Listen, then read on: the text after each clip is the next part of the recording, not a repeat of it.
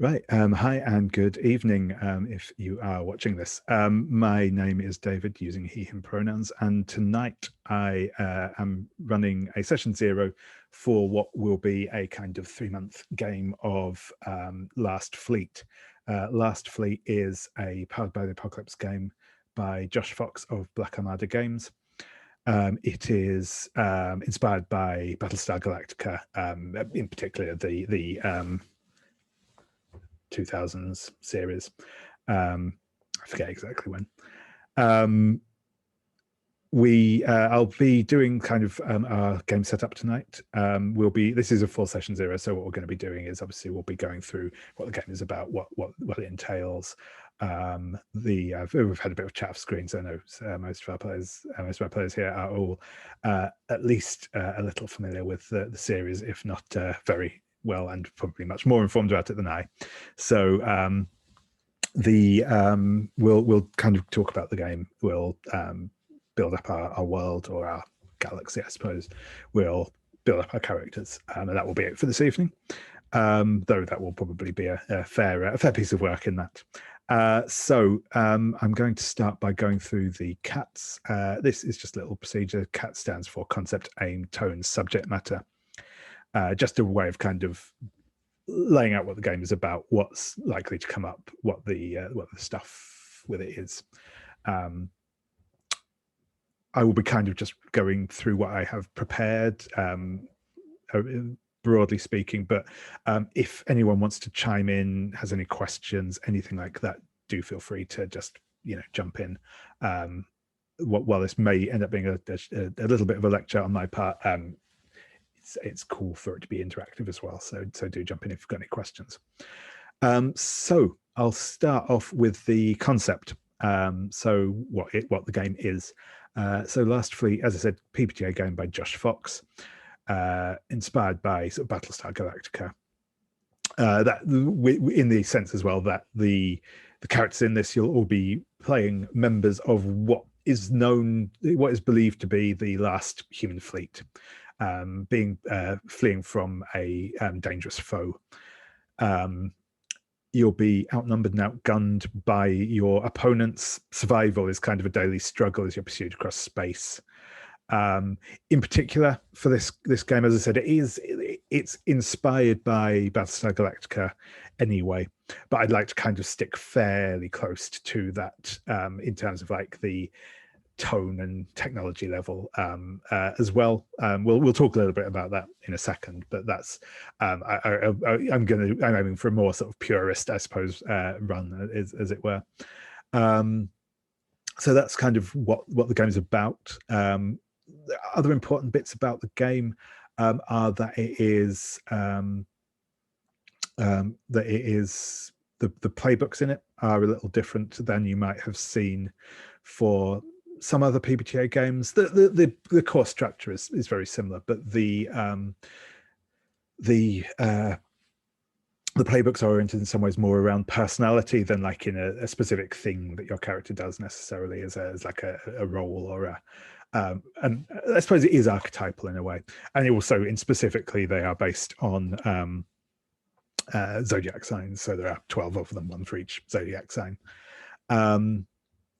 When it comes to the game itself, the core sort of cycle in it, which is sort of mechanically reinforced, and Josh does talk a little bit about this in the book itself, is that it is you kind of, it's designed to flow from these big, like high action, high intensity scenes, whether it be dogfighting through space, big ship to ship battles, or other sort of driving scenes like that, and then to sort of cycle into more interpersonal scenes as characters interact with one another, bounce off of each other, friendships, lovers, rivalries, all that sort of stuff. So kind of again very much with that sort of that same sort of idea as the TV show as well, where you have these sort of the big high budget moments, as it were, flowing into the more character drama side of things.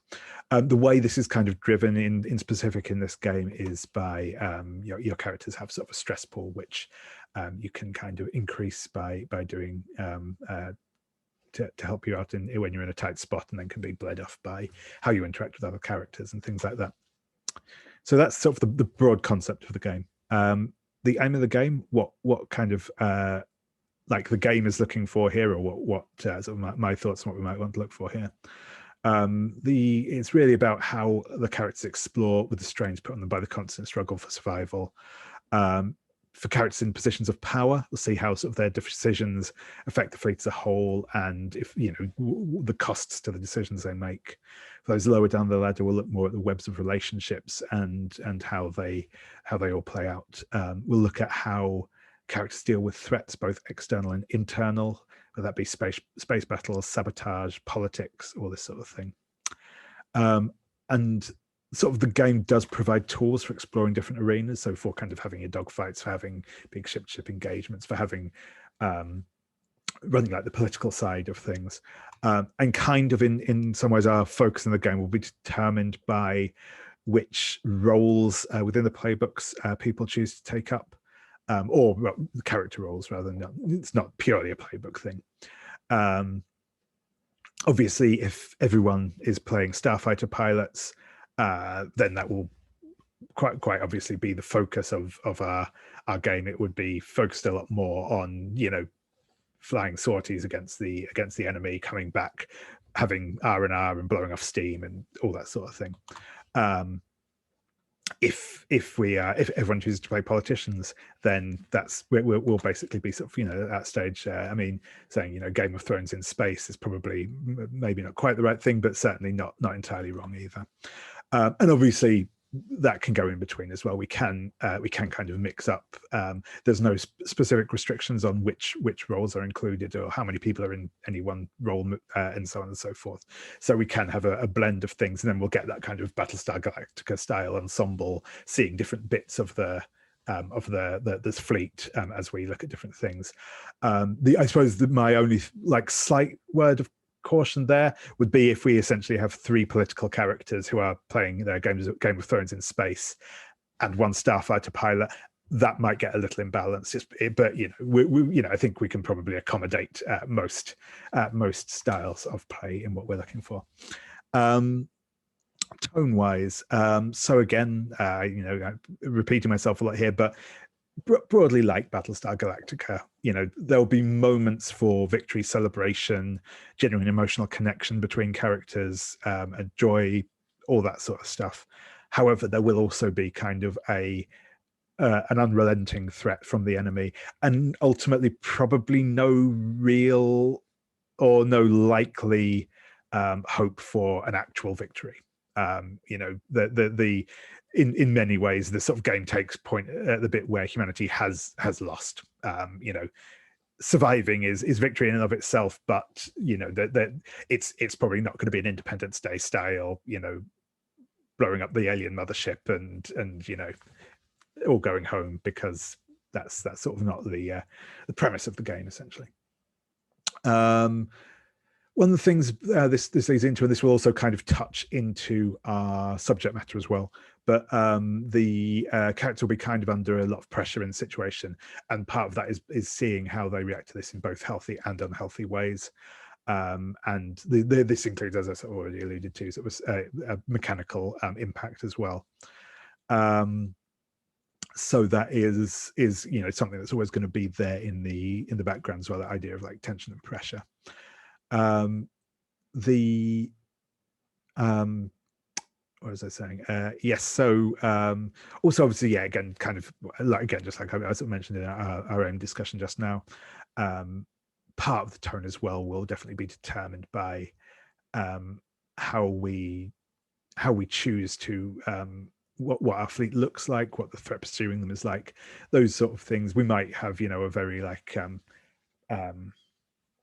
industrial vibe, and that kind of grim, gritty, lots of steam tunnels and stuff. It could potentially get a bit more gung ho and bombastic, something a bit more in your and that sort of thing as well. We will sort of have those discussions as we go through. as I said, I'm kind of my inspiration for this. I'm going to be sticking, like, from a personal perspective, I'm quite happy sticking quite close to BSG, just on the basis that like I'm not the biggest sci-fi fan, not in the pejorative sense, just I don't really read or watch huge amounts of sci-fi, so my parts are a little limited. And as this is going to be a quarterly, I'd quite like something that I feel fairly comfortable inhabiting. So that more like, yeah, said, you know,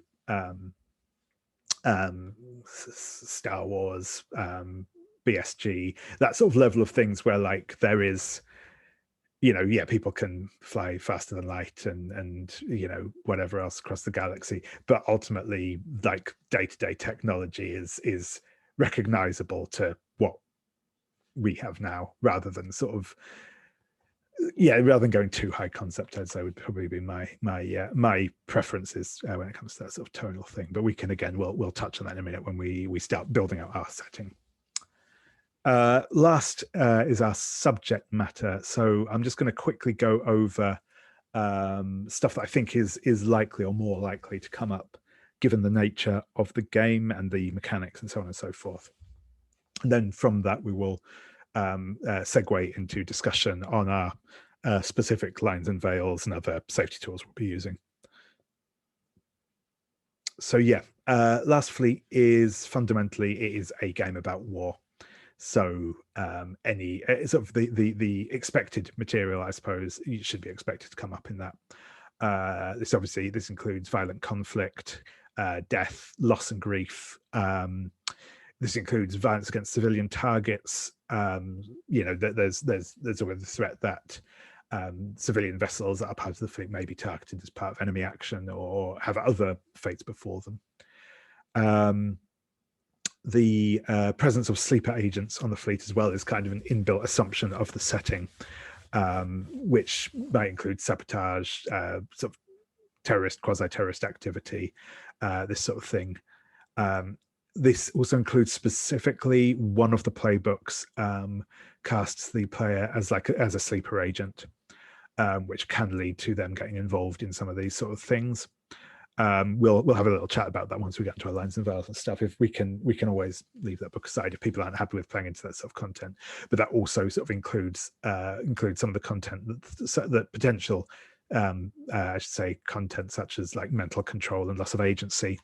Those sort of tropes may come up as a part of that playbook and as a part of the way that the enemy work in general. The pressure mechanic, as I've sort of mentioned before, I think I referred to it as stress, but I think pressure is the official term, is the way it works and the way different parts of it work.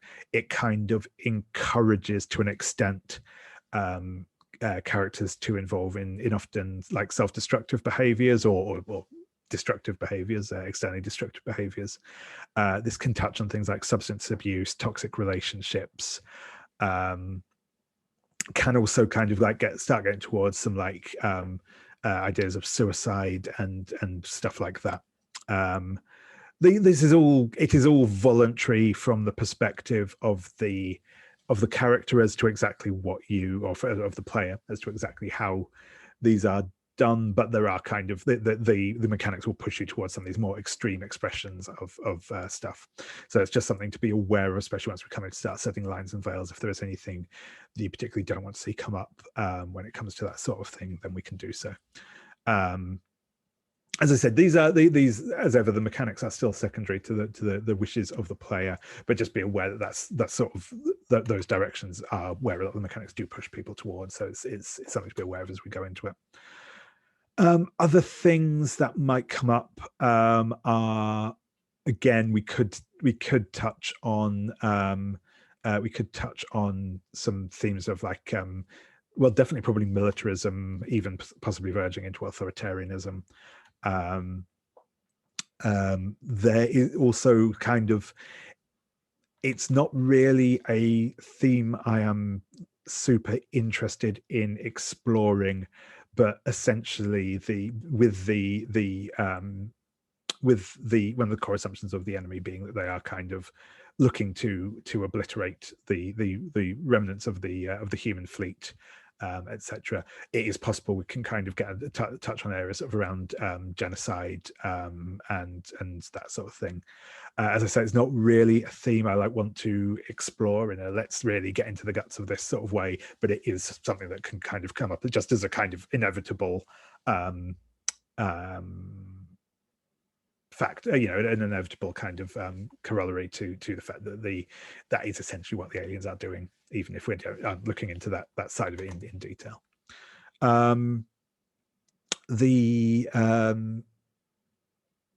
Oh yeah, the last thing just touch on as well. This is a game that is heavily based around relationships between characters, both PCs and NPCs. There are no sex moves explicitly as part of the game. Some of the other moves can kind of touch on it voluntarily, but it's not required. But it is quite likely that romantic themes will arise in play.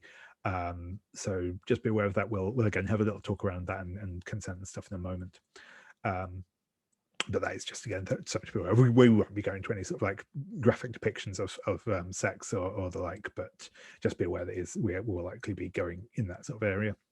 And I think that's kind of the big key topics that are likely to come up, and I think it's important for people to be aware of before we start going into our discussions on the specific lines and veils we would like to put in place.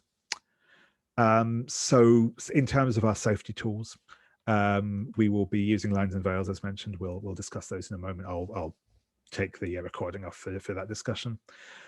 We will also be using the script change tool. This is a tool by Bo Sheldon that uses essentially video remote control commands to sort of tailor our play experience. I'll just go through the most important commands, as it were, from this now. We have pause. At any point you can call for a pause in the game, and at which point we'll just stop for a moment and address whatever needs to be addressed. You can call out a pause if you want to stop things and have a chat about what's going on. You might want to say, I just want to have a chat about how the scene is going to go. Would people be okay if I did this? I would rather if we didn't do that, those sort of things. So do check in, do call pause if you want to check in, have it just to bring that sort of conversation up. It might be that you have to take a step away from the computer, even if it's in the middle of a scene you're in, whether that be to answer the door or answer a phone or even just take a quick 5-minute break because it's you need to do so, or even if just a scene is getting quite intense and you just want to call a pause just to have a quick 5-second breather before going back into things. Anything like that is absolutely fine. You can call a pause for that. We'll be using, we have fast forward. Fast forward can be used when you just want to skip over something. We'll just say, can we just fast forward past this point? That might be because just the scene is getting a bit maybe there's a description of a fight and it's just getting a bit too gory or whatever. We probably won't be going too much into visceral gore anyway, but that's, you might say, actually, can we just we know that you're going to beat this guy up. Can we just move past it now? It might also be used if a scene is just getting a bit is kind of going around in circles. We're can we just get to the point where the sort of the decision is made or where something happens rather than sort of going back and forwards on it. You can call out a fast forwards for that as well. And the other, I think, most important one of these is rewind. If at any point you could call a rewind to just redo something that's happened. That might be because it started going down a line that you're not happy with and you want to take it back to the beginning of that and go a different way, so we don't get into sort of subject matter you don't want to deal with. It might be because you think, actually, I realized the way I phrased that didn't make sense, or I said that I was going to go and talk to Bob, but actually I remember that I'd already established that Jeff knew something about this, so I'm going to go and see him. Anything like that. It's you can call a quick rewind just to say, I want to do this slightly differently. Or if you would like someone else to do something slightly differently as well.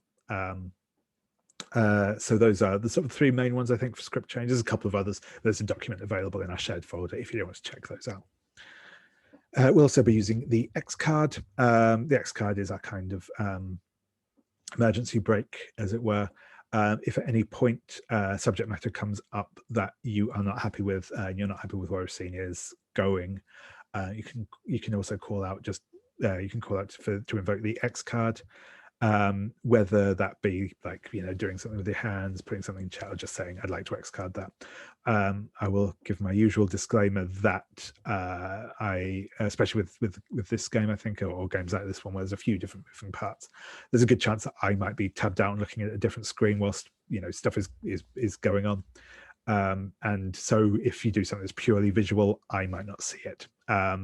So calling out in voice is probably the quickest way to get my attention. If you do want to use the X card, though you can, like I said, use a purely visual if you will. I will be trying to keep alert.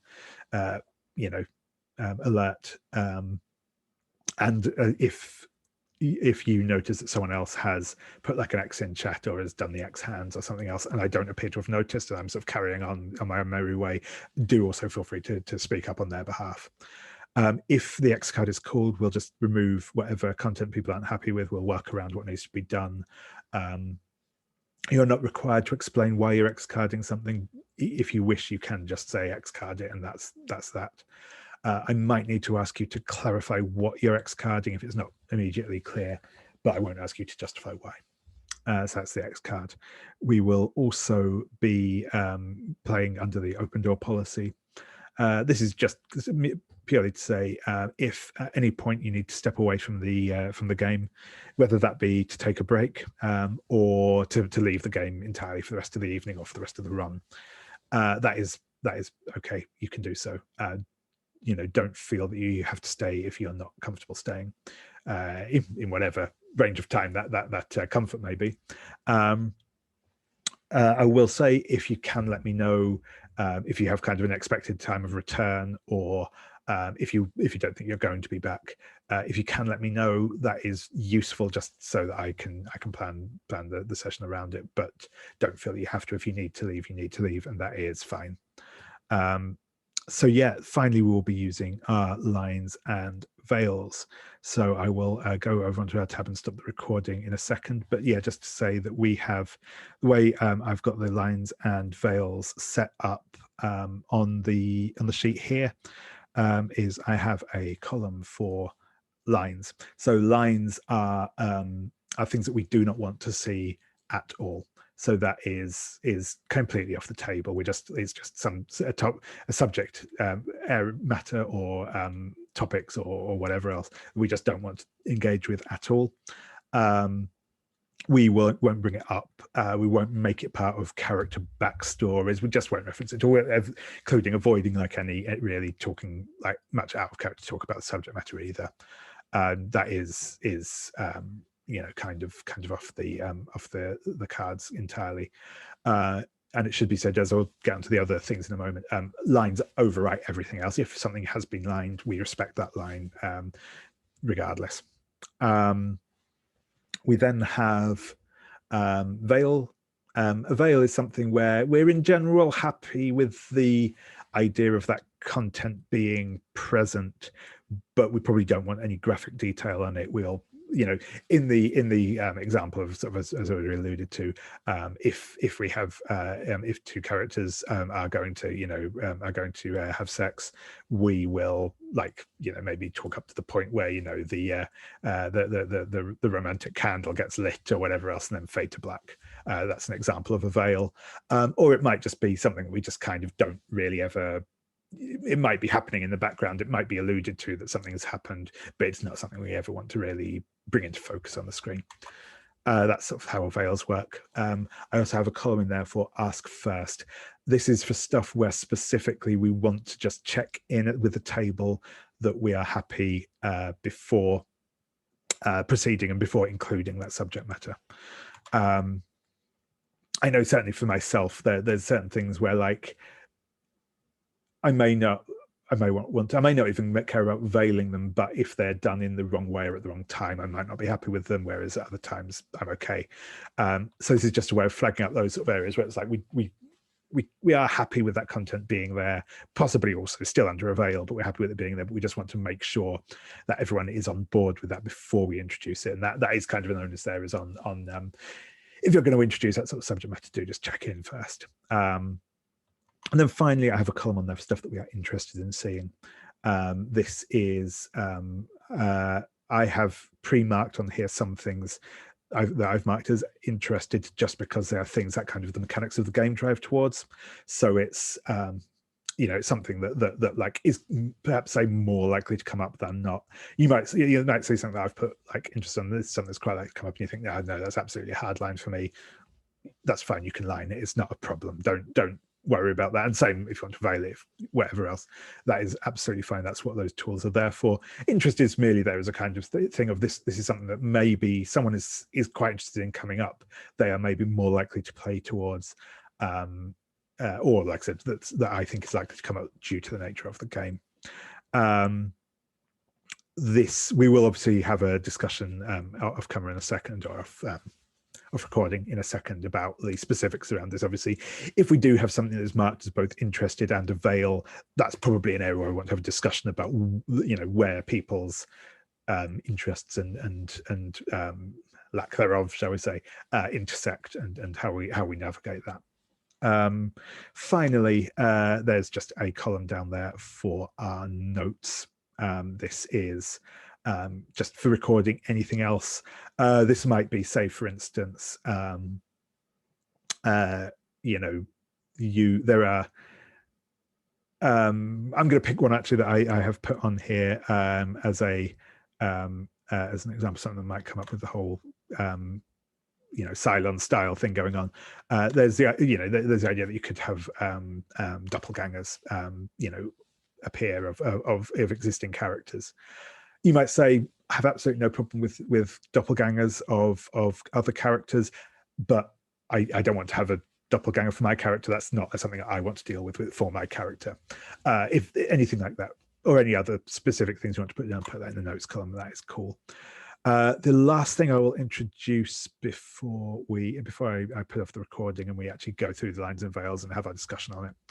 There's also what I've called a romance checklist on this tab.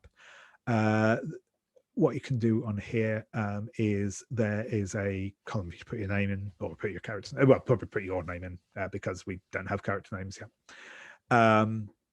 There's a column there for PCs and NPCs, and a little drop-down list just to indicate like your level of comfort with potential romantic plot lines involving either PCs or NPCs. It should be stated that my intent for this is more about like player comfort with that content, not necessarily about the character themselves. So you might say that I as a player, I am perfectly happy with my character potentially getting involved in romantic plot lines with other characters. However, the character that I will be playing is asexual, aromantic, so they're probably not actually going to like reciprocate, but I don't mind that play happening. Whereas if somebody has put that no, they don't want to, then that is respected in the sense that like also don't like have your character have unrequited romantic feelings towards them, because it's a player comfort level thing right there. They've indicated they're not really that interested in getting involved in those romantic relationships. So please don't involve them, basically. So yeah, again, feel free to mark down your level of comfort there, and any specific requirements you have on that. I'm going to stop our recording now so that we can have a chat about this where we need to, and ask any questions. Okay, yes. So we're now going to go through and have a look at the setting we'll be playing in. So the way sort of this works, we'll have there are kind of a number of initial questions that we'll need to answer or have ideas about in order to kind of give us a starting place for our game.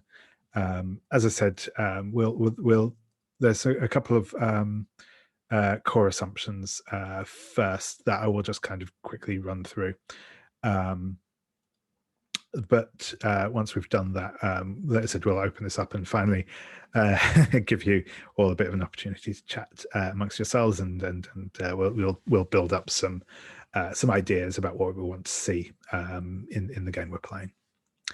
So the core assumptions to this game, and these aren't like set in stone, but they are assumptions that, you know, changing those will have a significant effect on how the game plays out. So, you know, we can kind of bend them, break them if we need, but we, you know, should probably do so with some forethought, as it were. So yeah, first assumption is that the human civilization has been destroyed. It no longer exists, full stop. The most you're going to do now is find isolated holdout groups, and these will be far and few between. So yeah, there is, you know, this isn't kind of, oh, we're regrouping with the rest of humanity somewhere to fight back. This is, you know, said BSG. It's after the attack on the planet. You know, the fleet is pretty much all there is. You may come across the occasional isolated mining colony or ship that's been drifting through space or whatever, but that'll be about it.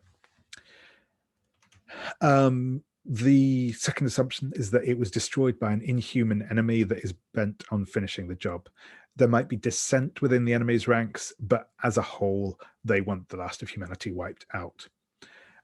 So yeah, this is, you know, the destruction that's been wreaked on humanity has been done so by something that is not human.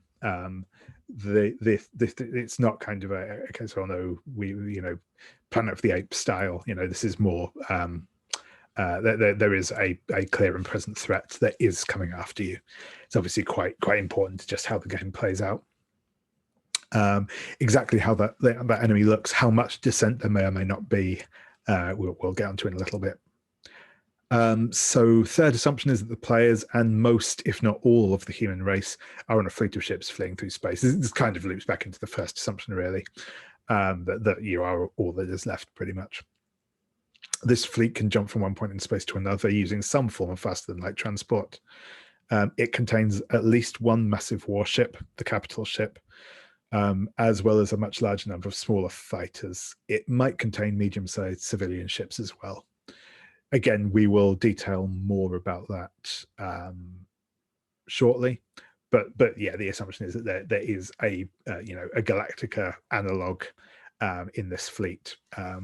There may be some other military craft as well, and there will almost certainly be some civilian craft.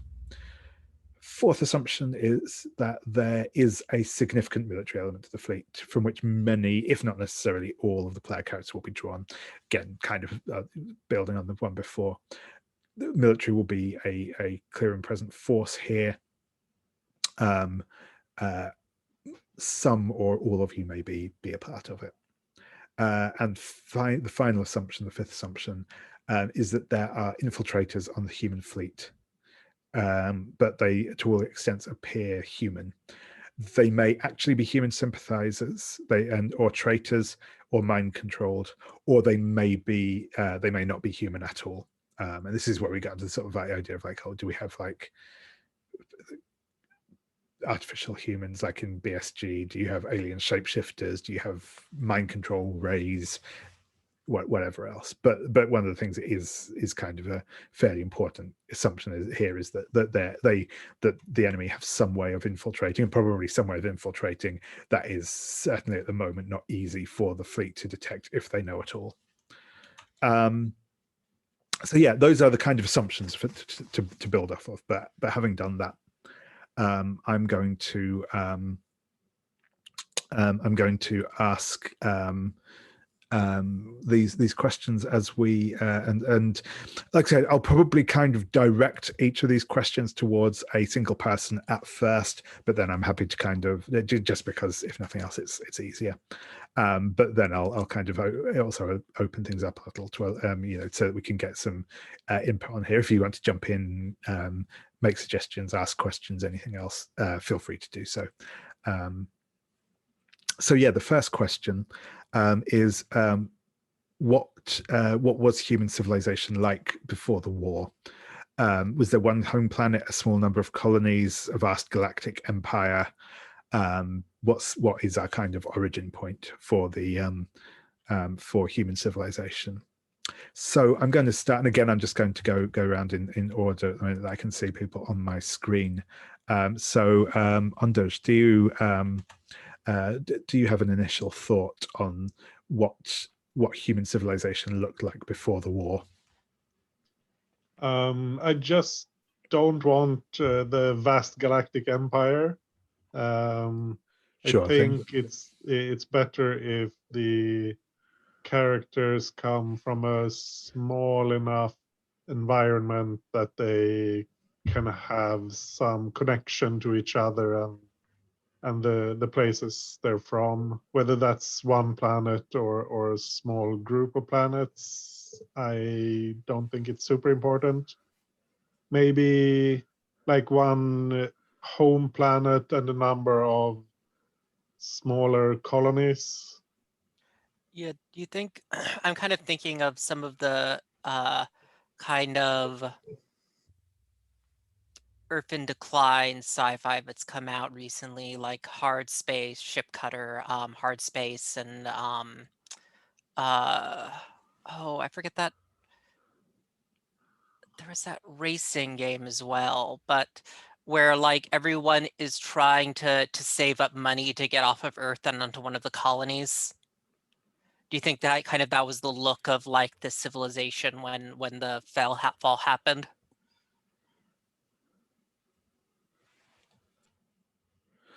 Yeah, a bit like Blade Runner as well.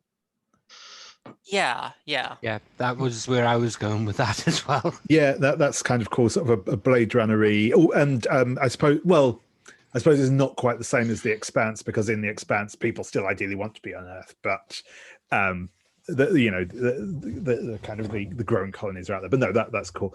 I also like that idea of like there being like regular sort of colonization attempts and stuff like that. Also means that we can kind of introduce sort of potentially like colony ships and stuff as part of the fleet, or that you might encounter in your journeys. But yeah, that sounds good to me.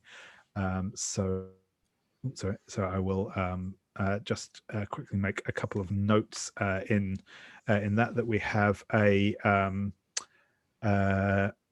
we'll say colony exodus from Earth. Again, I will say Earth for the moment. Maybe it isn't Earth. Maybe it's another planet with a whole different name. But I'm just going to call it Earth for the next. It's easy. Anyone can jump in and correct that if they wish. But can I just ask a question going on with that? Yeah. Was this degradation of the Earth of this home planet due to mismanagement, or was it actually due to a something that happened in a previous war? Or does anyone have any ideas on that?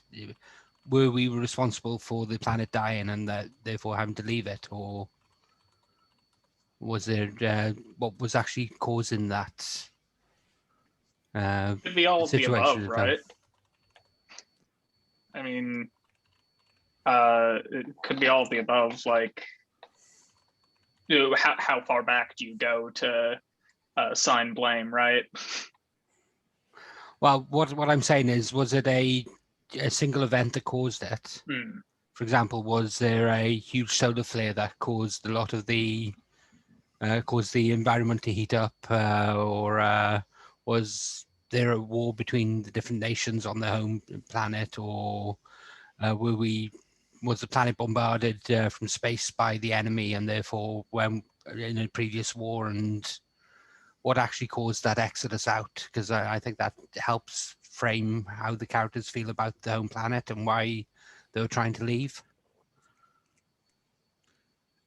This may be jumping ahead a bit. I haven't looked at all the questions, but I think it's interesting if humanity already knows of this enemy, that they're not just like coming out of nowhere, but there is at least a somewhat known quantity.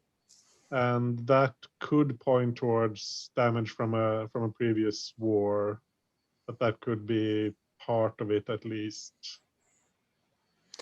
Because I have this image in my head of the bombardment of Narn from Babylon 5, where they actually had the mass drivers fire meteors down and it threw up all the dust into the atmosphere and the planet started heating and things like that as a result.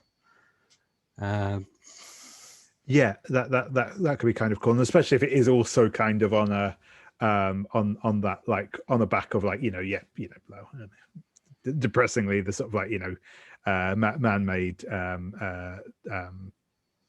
deterioration already, and that just kind of kicked the cycle along, like encoding pictures in bitchain because you can. But anyway, yeah, that's cool.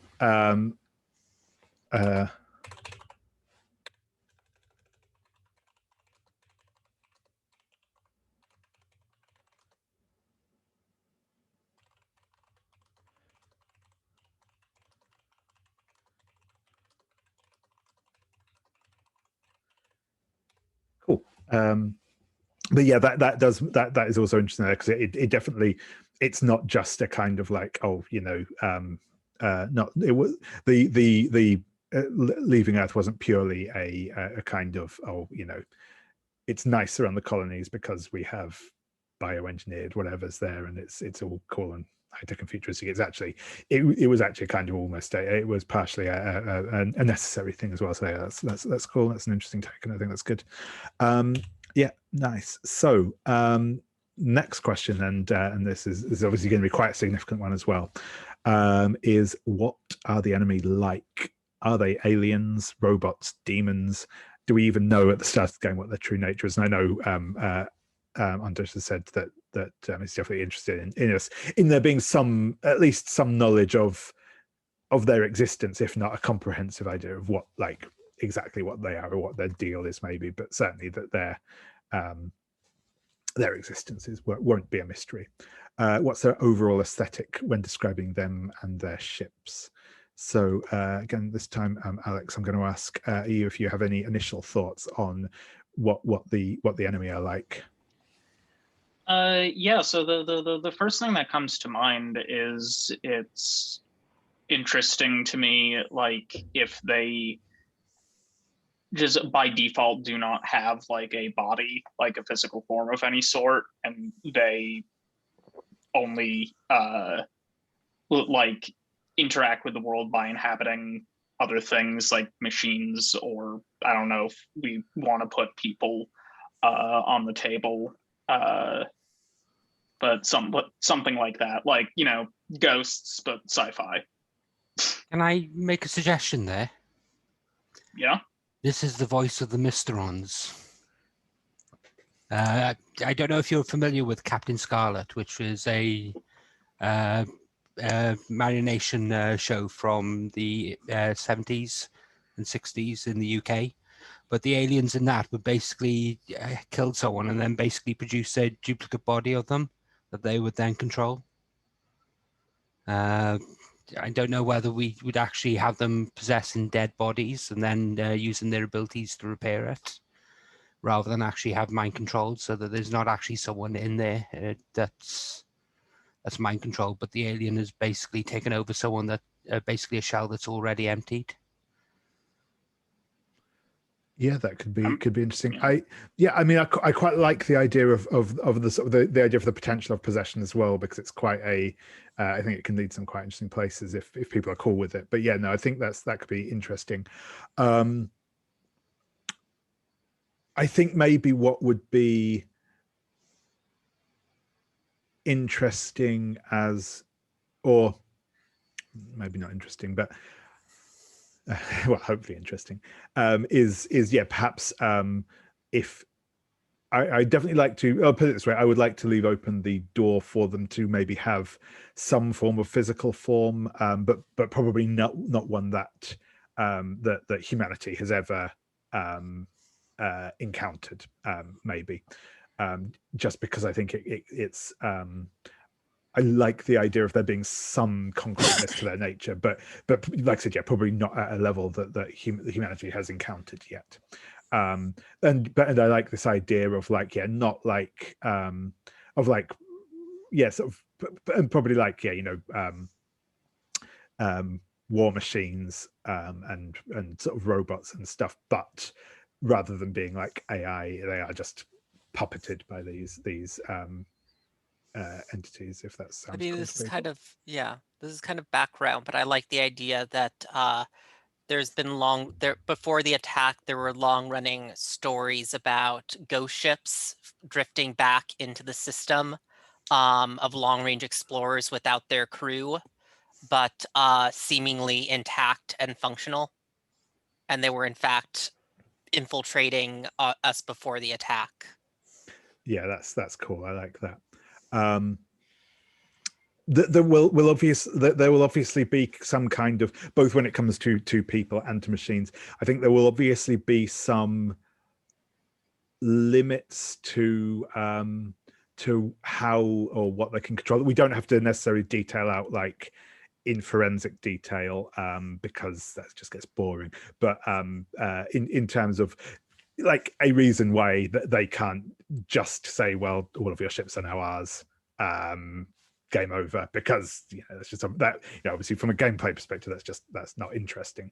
But it is also cool if like occasionally, like, yeah, you know, your ships nav computers are like don't work as they should and stuff like that. And I think that also kind of feeds quite nicely into the obviously the big thing they did with BSG, which I think was a great idea, particularly like going back and looking at increasingly seeing things that have like space combat in them from like a modern day perspective, because you sort of, obviously the whole point in BSG was because of the nature of the Cylons, they couldn't use anything with network computers in, which meant that obviously, you know, they had to have people flying ships, because you kind of, from a modern perspective, it's like, well, if we're thousands of years in the future, why are there pilots? Because, you know, drones are a thing and you could just use drones. So I think it's another thing that plays quite nicely into that if there is maybe if it is like specifically, you know, like computers that they can kind of interact with, it's obviously they can get in and mess around with ships and starfighters and stuff, but they can't, if it's actually being like piloted and stuff, they can't just go in and hijack it completely, because they don't have the necessary control to do. And it might be more mystical than that. We don't have to kind of go into forensic detail, but I think that's just as a kind of setting out the kind of initiative of like what they can do with their stuff and what they can't do, that sort of thing. That's cool with people. Do we have a name for them? I'm sorry, Anders, go on. Yeah, I was just thinking maybe it takes them quite a bit of time to possess something, so that there's time, if you know it's happening, you can do some countermeasures or something that could prevent them from just taking everything over right away. Yeah, I kind of like the idea that there's like, you know, kind of like an immune system style, like constant like background battle going on, like in the computer systems, where it's like, yeah, we're always holding them off, and it's not like they're going to take over the entire ship, but it's like there's always sort of that background battle. Yeah, exactly. No, that's cool. I like that. And Gavin, I think you said about a name, which I'm interested if people have an idea for. And we don't necessarily have to come up with like a you know, their name for themselves or anything at this point. That's something we can explore in time. I mean, again, I'm just sort of going on assumptions here, which again we can feel free to challenge either right now or in play, but certainly from the outset, these do not sound like a group of people that are a group of beings that are inclined towards diplomacy with the human race. This obviously, like for the whole cool BSG thing, we'll almost certainly at some point meet someone who will talk with you and stuff like that, because it's more interesting that way. But like this wasn't a kind of, they sent an ambassador to Earth and then, you know, whatever is the feeling I'm getting from them, sort of thing. It definitely feels a lot more insidious than that. Maybe going back to what Stephen said earlier with the ghost ships, and we actually just call them ghosts as a result of those ships that have come in. Yeah, that's cool. And I see Alex has put in the chat as well, Geist on the same sort of thing, which that's also cool. Yeah, it did. Does anyone else have any thoughts on that? I'm quite. I mean, I think both are probably terms that are likely to get used around them. Yeah, I mean, I do like the Geist because it has that double meaning of also just kind of meaning like the animating spirit of something. Yeah, I mean, and I quite like as well if like Geist is like the like sort of, you know, official military designation sort of thing for them, or official government designation for them, but Ghost is like the colloquial form, as it were. I imagine that like probably just like we go with, you know, the shortening of UFO. I imagine that probably their folks call whenever they encounter a derelict ship a GS, Yeah, as for like as in its when reporting them or something like that. yeah, that's cool. That's cool. Awesome. So I'm just going to put down a few notes again.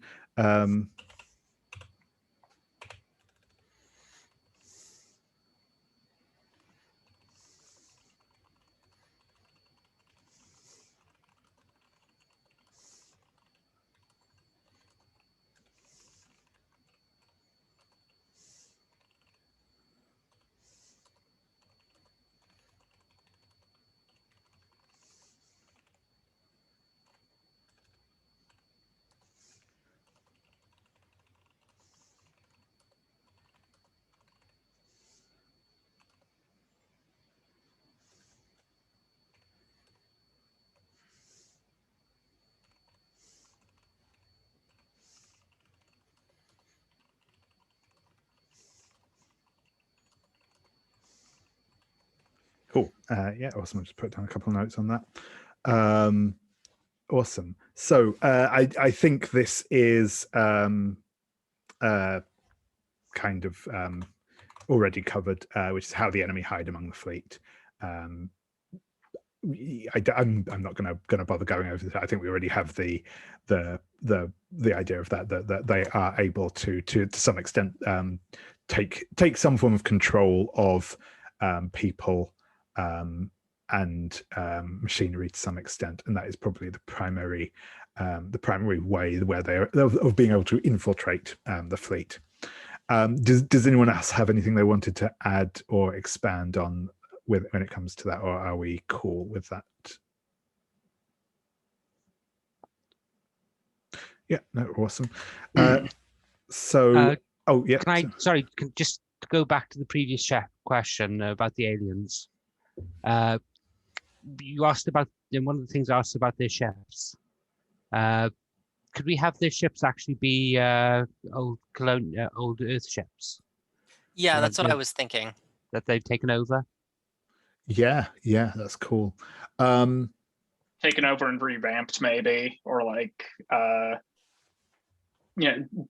so it's not just like we know what they can do, right? I almost like the idea, but they're not so much revamped as they've just patched over parts where the ship has clearly broken down, because yeah, and things like, you know, it doesn't matter if the ship has a gaping hole in the superstructure because they don't need oxygen. So yeah. Oh, and I'm also just thinking of things like you know, maybe like, you know, for all we know, they could, like, the ships could have weapons that like the old Earth ships never had, but like they have them now. Sort of thing. Yeah, that's cool. I think, yeah, if they you know, they have the potential to, like, for the ships to be able to do things that they maybe couldn't do before. You know, like cool lasers and stuff, you know, whatever else it might be, like kind of more manifestations of their power than they are physical weaponry sort of thing. Sorry about that. I just thought I'd add that before we moved on. No, that's cool. No, that's not a problem. Yeah, no, that's good.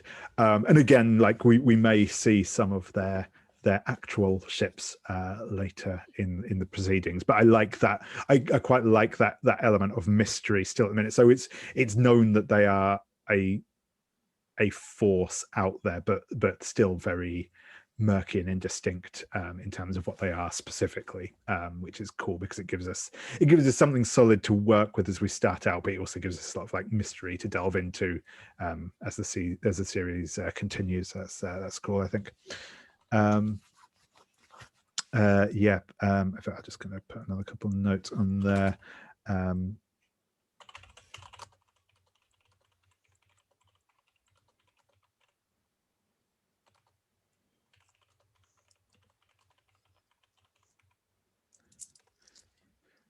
Awesome. Yeah, so skipping that one. So now we're getting on to the human fleet. The first question is quite simply, what is the fleet like? Is there just one big ship, or are there a number of ships traveling together? What's the name of the capital ship? What are fights called? That sort of thing. So yeah, this I will go into kick us off this time. So yeah, what do you think the human fleet is like? I think it's a collection of colony ships, and was actually an outbound mission. The reason we weren't on Earth when Earth got hit, we were actually on an outbound mission to set up a new colony. Yep, that makes sense. That makes sense. And obviously the fact that you you are aware of the presence of the Geist out there means it makes sense that it was traveling with a fairly heavy military escort. Yes, I think there's one battle carrier, effectively like Galactica style. Yeah, but I also think there's a small number of frigates and corvettes with it as well. Yep, that's cool. That's cool. Yeah, that makes sense. I like that. I think it's interesting to be able to, because it's always, again, from a purely game aspect of it. It's good to start off with a few with quite a few military ships, and just so that we've got something to blow up without ending the series, as it were. So yeah, that's cool. I also think that it's a collection of sleeper ships and basically long haul generation ships, and we were only supposed to accompany them to the edge of the system. Cool. Yeah, that's good. I like that. So are the people on those ships still sleeping, or have they woken up? I think the sleeper ships are still sleeping, because if something goes wrong and they start waking up, we face huge food shortages, and I think that's a really nice. I think that's a really interesting story and an interesting dilemma to actually have in the game, to suddenly gain thousands of population that we wouldn't have actually had to worry about previously. Yeah. And obviously, conversely, the generation ships have their own interesting dynamics, because they're obviously, presumably they are well set up for long haul space flight. Yeah. But they obviously have their own politics and their own internal stuff going on. Yeah. I also like the unique logistics of having basically the remnants of humanity spread among several different ships in space versus one more centralized thing. Yeah, communication, so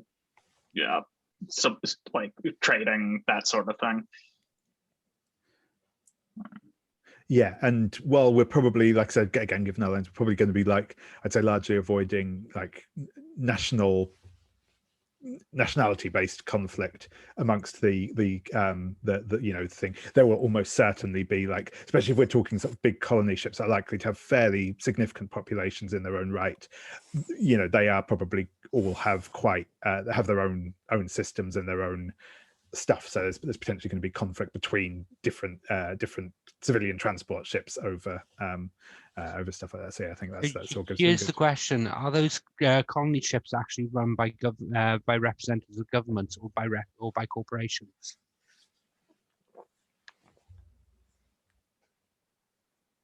Yeah, that's a good question. I mean, I'd say so. And obviously, an answer there could be both. You know, that some are kind of like official official government ones, and others are privately owned or whatever. But yeah, what do people think? Yeah, I really like the idea of having that it's not like one big that these ships are not meant to set up one big colony, but that it's more like a group of it's like a wagon train almost. Like there's people going to different places for different reasons, but they're traveling together for safety. So there's like one big government controlled ship, and there's a couple of corporate ones, and there are smaller like one eccentric billionaire who's going there and has bringing his entourage, and but you have also like people who have collected resources together to travel in a group, maybe. I like that. Yeah, no, I think that's cool. I see that Elon Musk has survived into our future. No. Awesome. So yeah, that's that. No, that all sounds good. So I'm gonna say yeah. Oops, I'm tapping in the wrong box. That's useful. And what does anyone have a thought for the name for our primary flagship? Anyway, yeah, we can detail the others in time.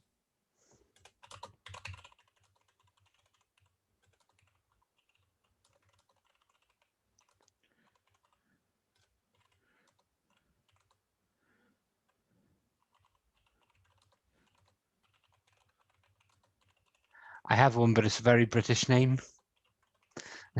I don't think indefactible is something I can even pronounce, let alone type. Been watching far too much Hornblower recently. Yeah, fair. Maybe in the same vein, though, like something like the Dauntless, or yeah, that's cool. Yeah, like that. Yeah, good kind of old classic battleship name. That's not Rodney then.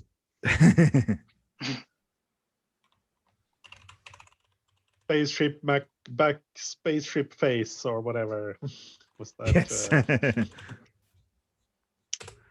Awesome. They crowdfunded the name, so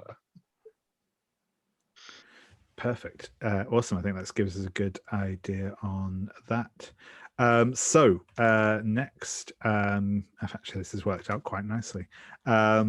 Because the next one is going to be more like smaller questions and stuff. But yeah, so Stephen, who runs the fleet?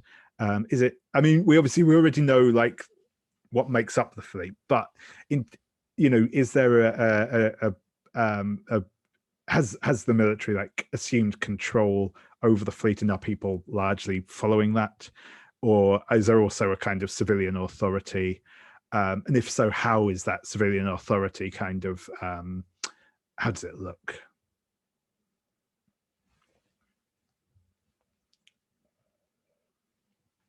I mean, I think that what we were kind of discussing, I mean, I think that there's this idea that that what survived the tumult, and it will probably start falling apart rather quickly, but we'll see. But probably at the moment, is the executive board of the companies that originally sponsored this expedition is the closest thing to the civilian governance that this fleet had before things fell apart. Yep, sure thing. So you have a kind of this sort of board of and again probably oh god, okay, more depressing stuff, but a sort of public-private what do you call it, PPF? I can't remember what the F stands for, but yeah, this like representatives of the civilian government and the and various company members and stuff who are sort of on this board of executive board. I like that, yeah, because that's quite a And from that, I'm assuming, like, at the moment, maybe there's. Do you think there's kind of? I think there's definitely tension, because I think probably the Dauntless was meant to just be an escort ship and more or less be subordinate to the executive board. And so the fact that it's really the only like military vessel is now becoming a point of contention between who should be making demands. Yep. Cool. I'm thinking maybe some of the smaller military ships, because we're talking about having some other. Mhm. Maybe some of those belong to the other, like the civilian groups. Not all of them are controlled by the commander of the Dauntless. Yeah, that could be cool actually. Sort of if there's like a small crew of some of the smaller escort ships are like but again they essentially belong to like a PMC that's been hired by the colony fleet itself. Those were perhaps the ships that were going to go like the full distance, as it were, or maybe not the full distance, but like go further. But yeah, that's interesting, I think. Yeah, maybe that also means that the Dauntless isn't equipped for for journeys of quite that length, which means while the fleet is dependent on the Dauntless for protection, the Dauntless is dependent on the fleet for supplies. Yeah, that's cool.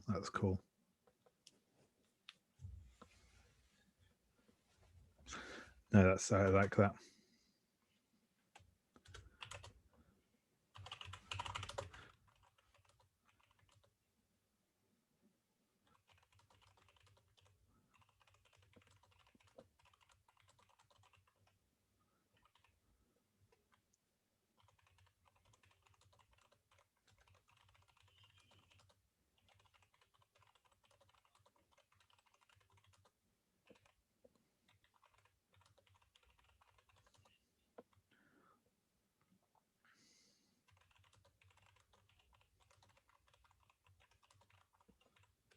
Cool.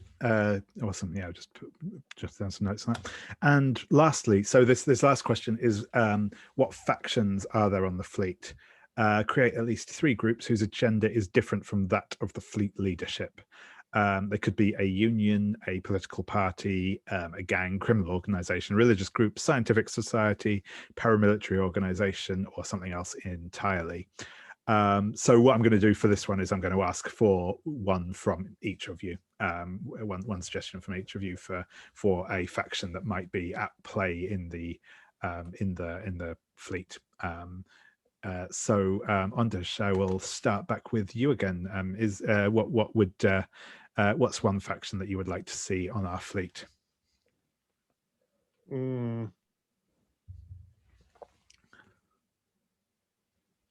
Yeah, I think some kind of union would be interesting. I think like the union of like the caretakers, because of course you have these people whose job it is to actually want to take care of all these sleeping humans.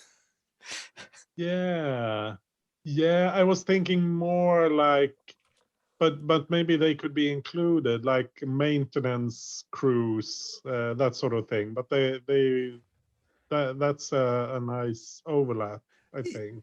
Yeah, definitely. I think I can see that sort of being a similar idea. Yeah, the union of engineers. I definitely like the idea of there being like sort of a larger either like conglomeration of smaller unions or something to that effect that has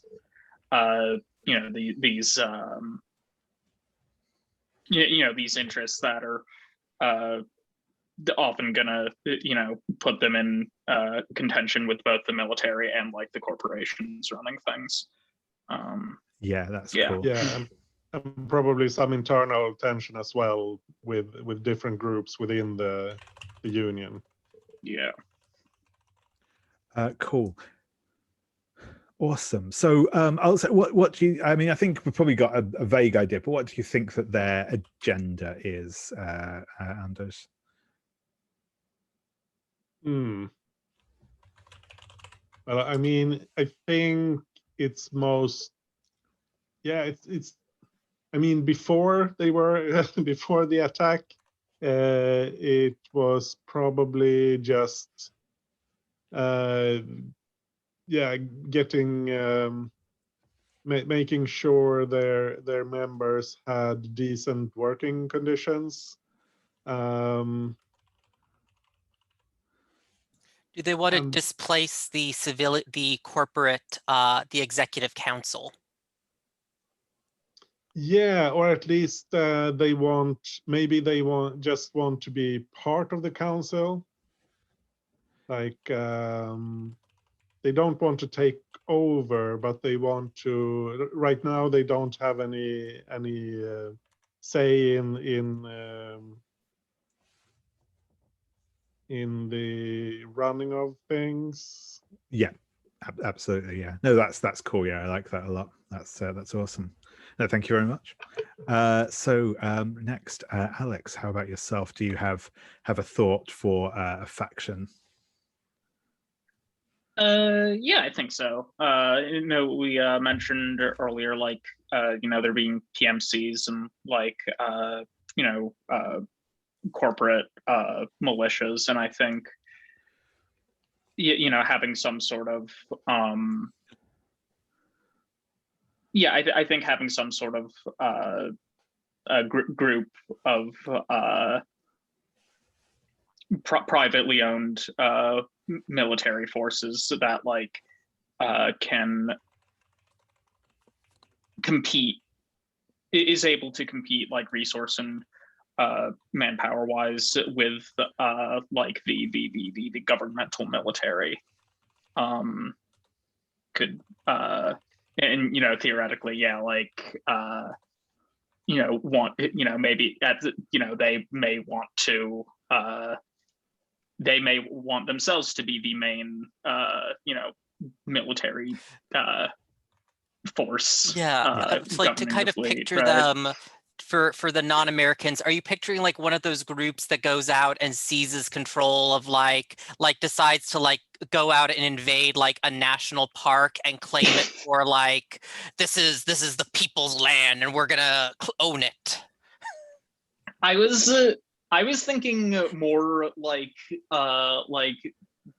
those really terrible like private military contractors. Okay.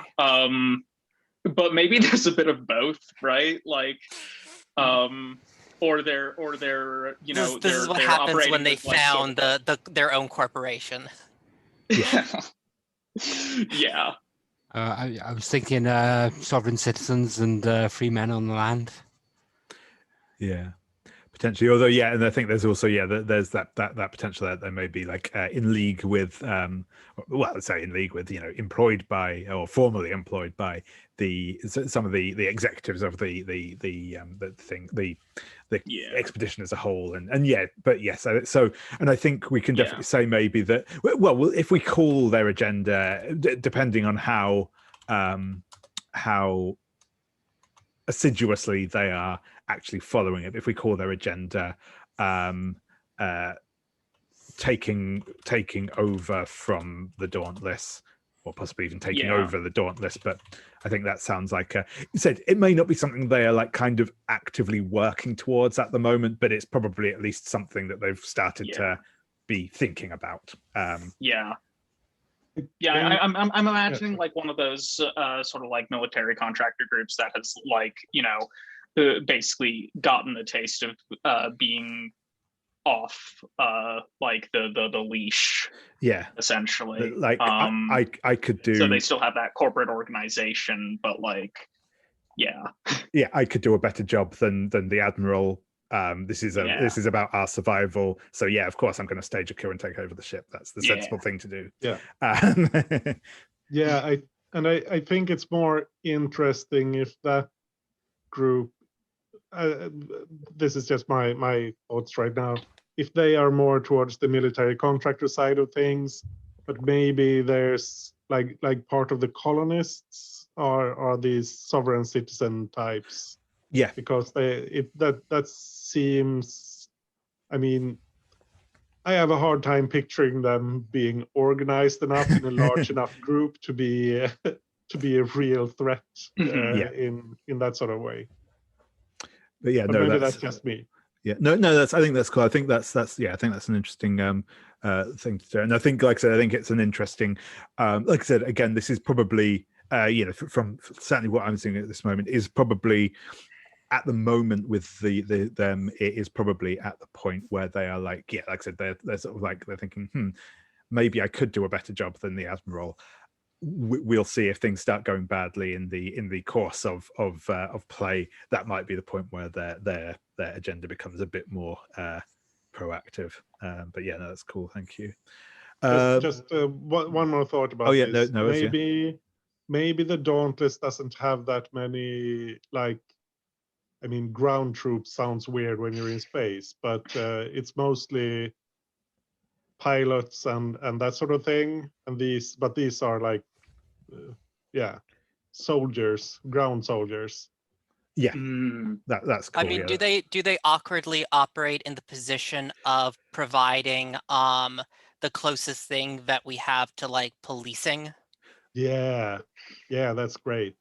Like they're a security force. We need them because we need to protect against the infiltrators and keep order. Yeah, But and protect against all these damn unionists that want to place on the board. yeah, Space Pinkertons. God, hating these people more with every single word. Excellent. Perfect. No, that's cool. Okay, so next, Gowan, do you have an idea for another faction that's operating within the fleet? Yes, the Benites. Bennite. Cool. They're a religious group that are pacifists and do not believe in military conflict. They also have a generation ship that actually has food producing capabilities, and it's the largest one in the fleet.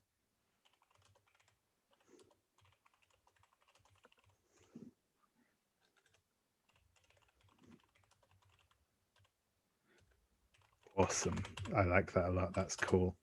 I'm actually interested. What do you think their aesthetic is like? Because do you think they are one of these kind of like back to nature, or are they maybe even like more cutting edge tech than the fleet as a whole?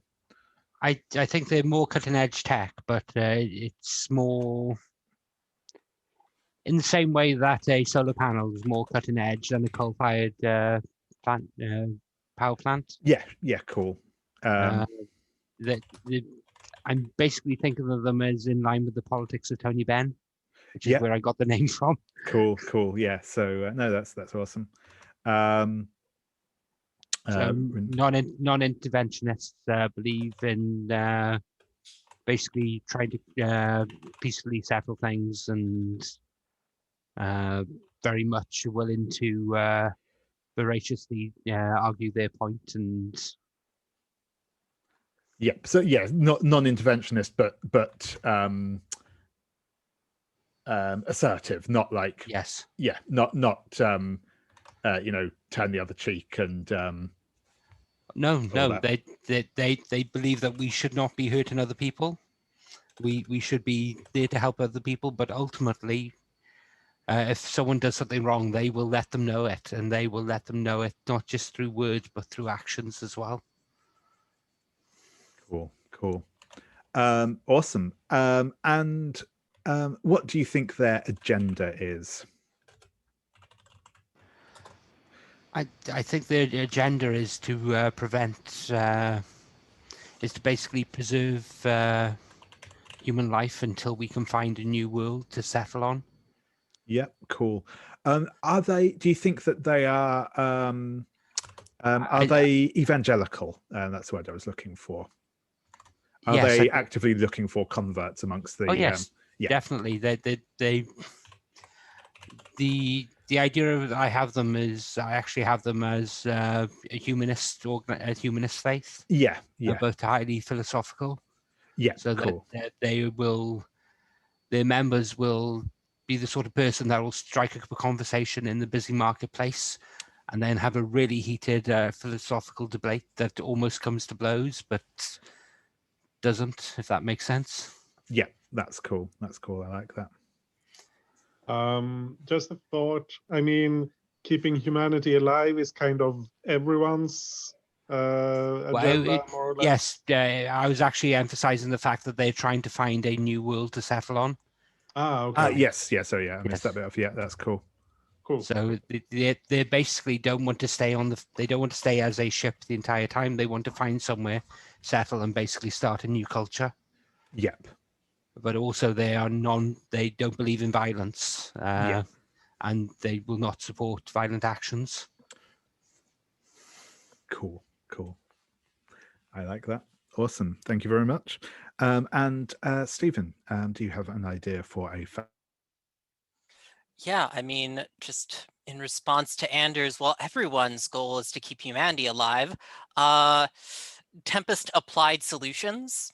They're one of the major corporations involved in the fleet.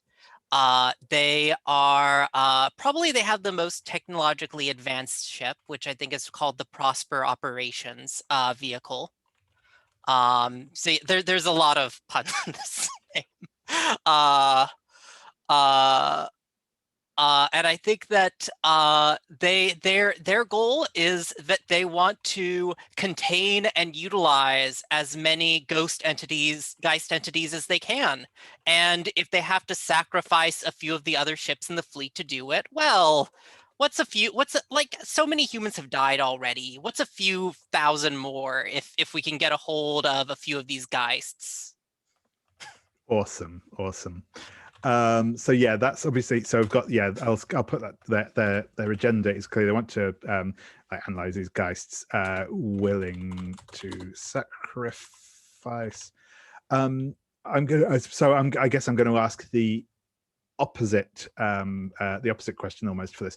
What is the role that what is the thing that they provide the fleet that would be kind of the thing I should note first off, I don't think they're open about, let's just sacrifice some of the rest of the fleet. No, but, absolutely. No, that is more than fair. That I was not assuming so. But I think that they are as I said, I think that they are the most technologically advanced in terms of, maybe not in terms of food production, because that's the Benites thing, but I do think that they are the like the fleet more or less has to turn to them for any questions about analyzing and scanning and things like that, because they have the equipment and guard it pretty jealously from the rest of the fleet. Yeah, maybe their ship was like the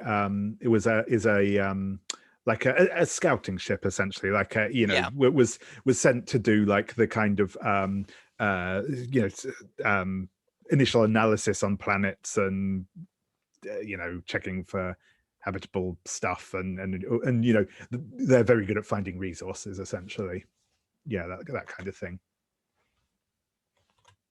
Perfect. By the way, I think I have a name for the private military. Oh, yeah, guys. awesome. Lodestar. Oh, nice. And by nice, I mean you. That makes me feel sticky just saying it. But yes, no, that's very cool. Sorry, I heard Lone Star, and I'm instantly thinking of Spaceballs.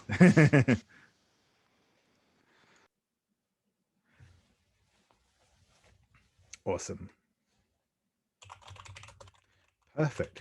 Okay, so we've just gone past the half hour. We have our initial setting stuff done. So I'm going to say, yeah, if people want to take another 5-minute break now. When we get back, we will be looking over at our characters. So if you want to start thinking about how your character fits into all of this, we'll obviously have a proper discussion once everyone's back. We'll look at characters. We'll put characters together, and then we'll do a bit of initial introduction and relationship building. Depending on timing, we might not get through all of that this tonight. We may do a little bit at the beginning of the next session, but we'll play it by ear and see how things are coming along. So yeah, I'll see you all back in about 5 minutes time.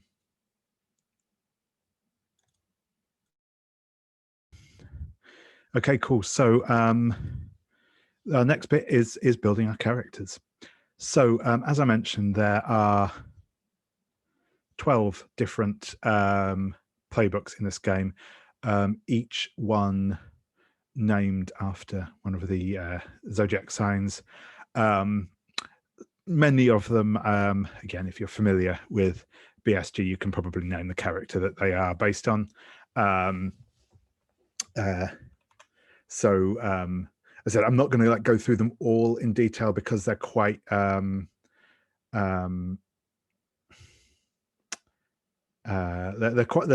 quite a few of them, and they're all not difficult to sum up in it. They all have a little intro paragraph on them, but they're all quite specific in what they are. So that's what I'll quickly just go around each of you and ask if people have had any initial thoughts, both in terms of what sort of character they were thinking of playing, as in do you want to be one of the awful PMC members? Do you want to be the captain of one of the colony ships, etc., etc., etc., whatever else comes to mind, and also which playbooks you have been looking at. So I'm going to I was going to reverse order, but actually the order has changed up again since everyone's logged back in. So I will. I am unfortunately, I'm afraid to say so. Yeah, we'll be starting again with you, Anders, if that's okay. If you had any initial thoughts. Mostly just I don't have a clear idea of a character. But I was just thinking about what one of the things you said initially, that if we're to split up in our interests or the fields where we're active, the game gets kind of wonky, which I can definitely see. So I was wondering if we should talk about that, or if that's just or if that's what this is. This is that part. Yeah, and no, that is fair. We can have a little discussion on that as well. And yeah, and I said I think I don't want to put people off by saying that. I will say I think it definitely handles having an ensemble cast. Absolutely. And there will be plenty of opportunity for characters to cross over with one another, when you're not out zapping ships anyways, but yeah, no, that is cool.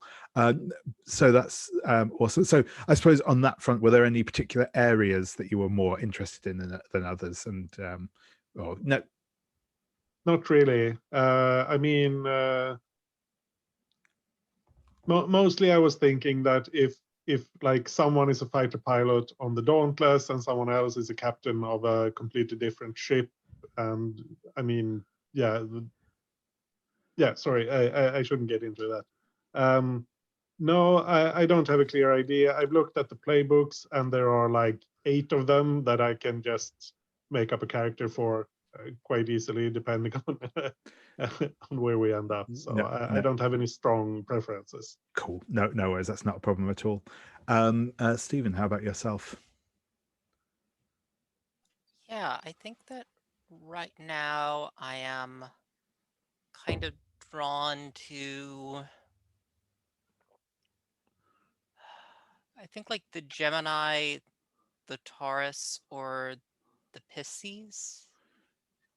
Yeah. I think are my top choices right now. Yeah, cool.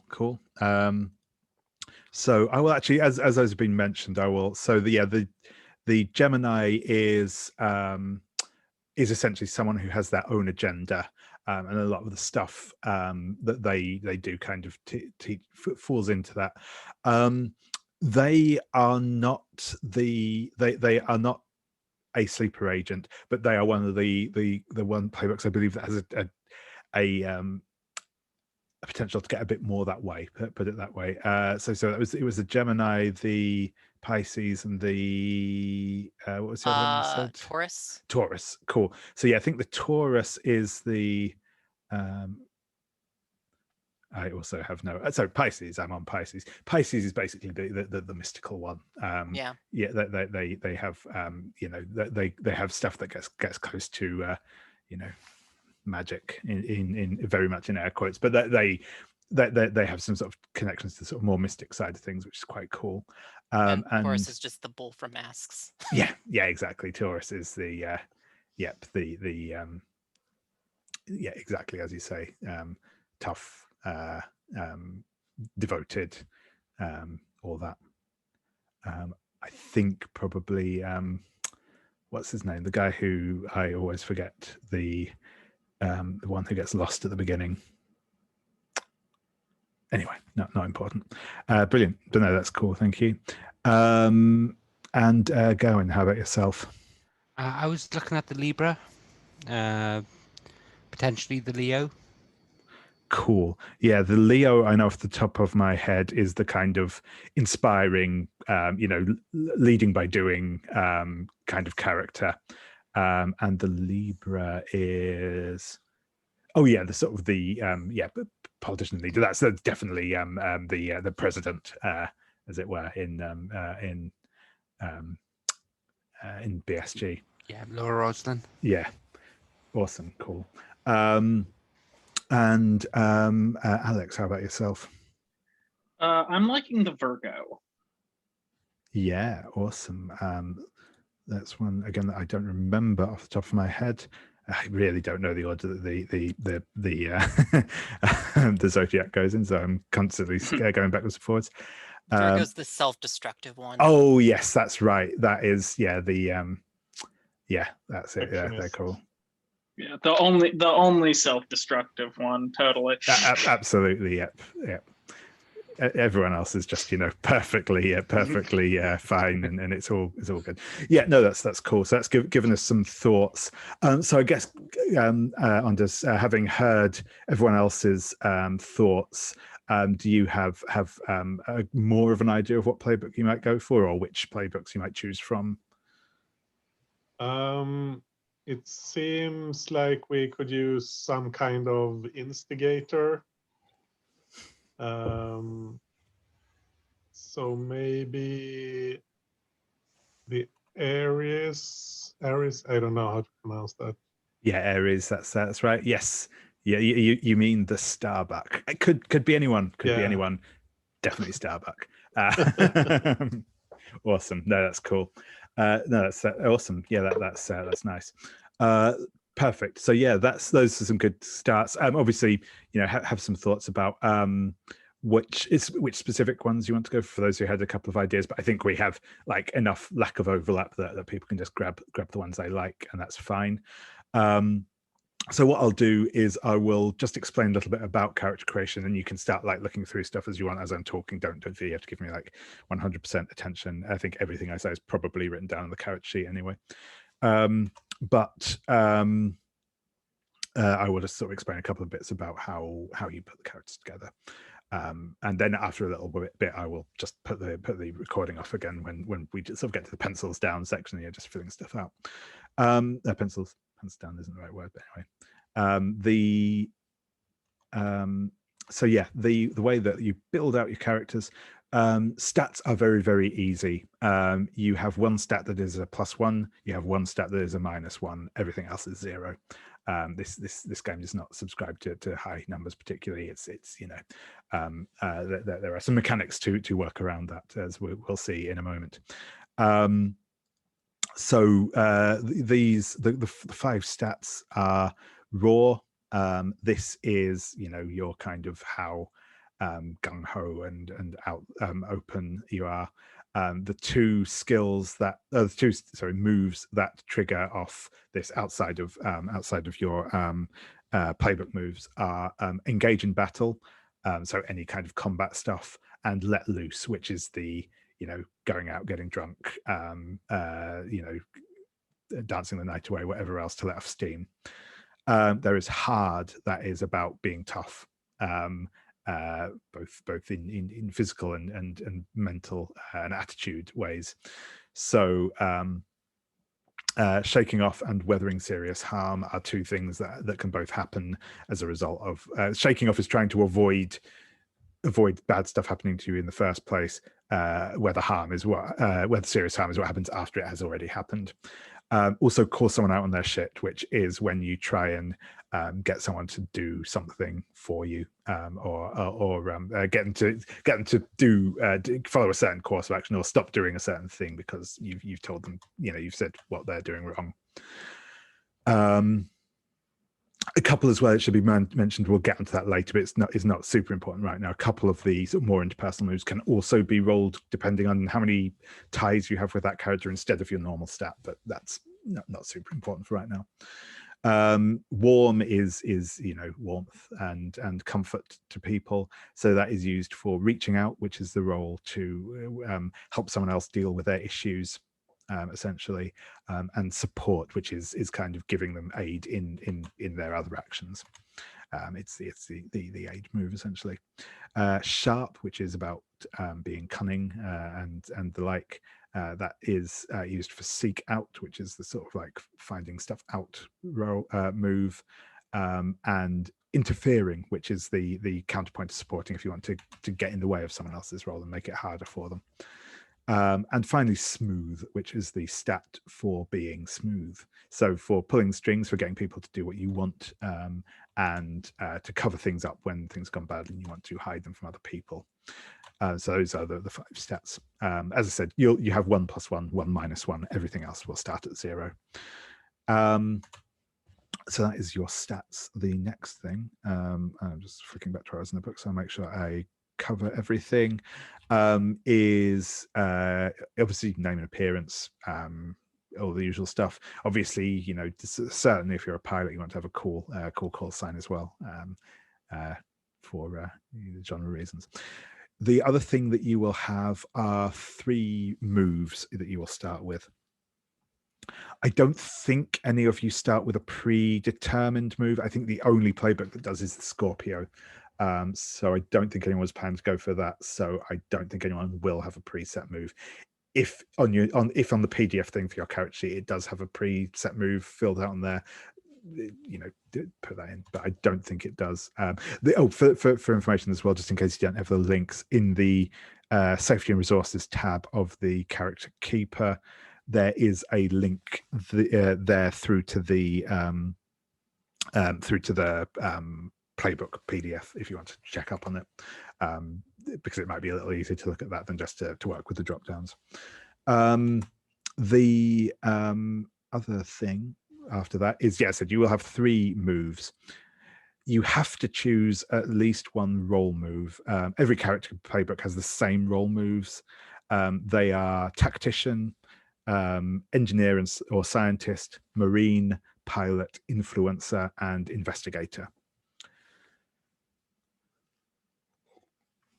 These are essentially roles that you have on the fleet, and they kind of are self-explanatory. Tactician is kind of the move for being an officer. You are likely to be in some sort of command role if you have the tactician move, probably a military command role.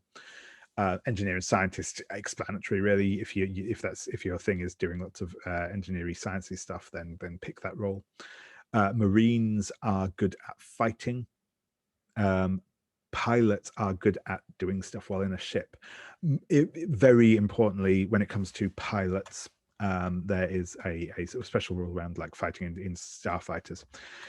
If you do not have the starfighter role, every time you take an action in a starfighter, I get to make a move against you regardless of what you roll on the dice. the other results of the roll happen still, but I also get to make a move as well. If you're in the Starfighter pilot role, that doesn't happen, and you get a little benefit as well. Influencer is about being good at talking to people, sort of political type thing, and investigator, again, fairly self-explanatory. You're better at finding out information. You have to have at least one roll move. You can take more roll moves. You can, in theory, take all of your starting moves be 3 roll moves if you want, if you're a fairly jack of all trades type character. But you don't have to. You can, but you do have to take 1, and then you can take up to 2 moves from your specific playbook moves. Obviously, like I said, you can mix and match things. For instance, if you decide, well, I'm going to play, I'm what do you call it, the CAG for the ship, so I might take pilot and tactician. You might be the commander of a science ship, so you just think, actually, I'm going to take influencer and engineer because I have a position of authority and people listen to me, but I am also good at doing a science. So those are sort of all valid options, and that's basically it. It's actually fairly straightforward character creation. We'll cover all of the specifics that go into what moves do and stuff later on. There's not really a lot of decisions you need to make up front about what things are going to be like that. So I'm going to pause the recording for a little bit. I'll let you get on with filling out the technical side of characters. I will pause our recording, as I say.